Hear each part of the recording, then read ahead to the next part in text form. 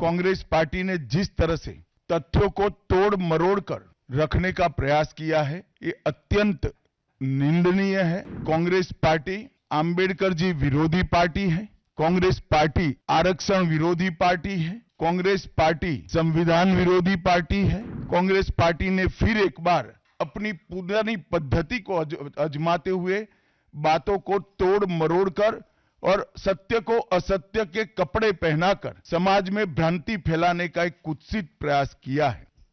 मित्रों, आज की प्रेस वार्ता में आप सभी का स्वागत है।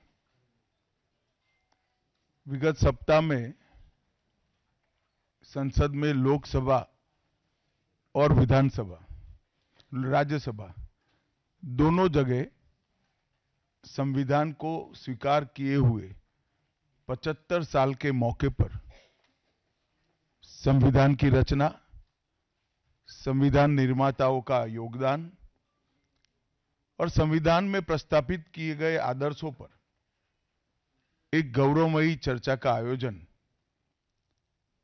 संसद के द्वारा किया गया।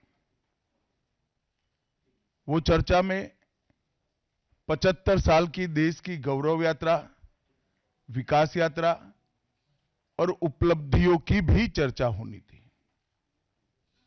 ये तो स्वाभाविक है कि जब लोकसभा में, राज्यसभा में पक्ष और विपक्ष होते हैं तो हर मुद्दे पर लोगों का नजरिया अलग अलग होता है, दलों का नजरिया अलग अलग होता है, वक्ताओं का नजरिया अलग अलग होता है। मगर संसद जैसे देश के सर्वोच्च लोकतांत्रिक फोरम में जब चर्चा होती है तब इसमें एक बात कॉमन होती है कि बात तथ्य के आधार पर होनी चाहिए और बात सत्य के आधार पर होनी चाहिए।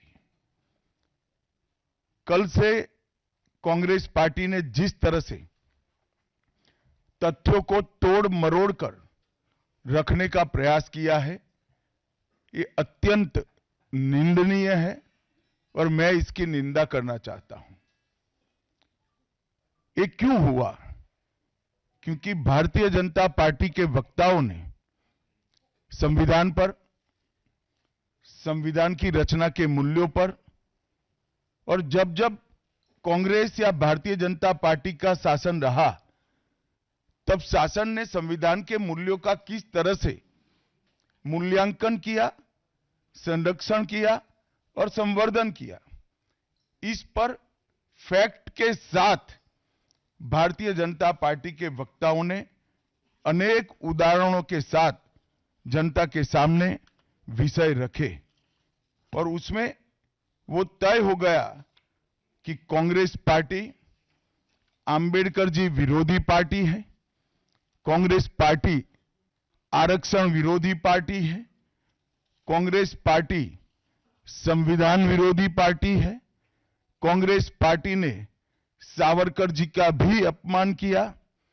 कांग्रेस पार्टी ने आपातकाल डालकर संविधान के सारे मूल्यों की धज्जियां उड़ा दी, नारी सम्मान को भी सालों तक दरकिनार किया, न्यायपालिका का हमेशा अपमान किया, सेना के शहीदों का अपमान किया और भारत की भूमि तक को संविधान तोड़कर विदेशी देशों को देने की हिमाकत कांग्रेस पार्टी के शासन में हुई।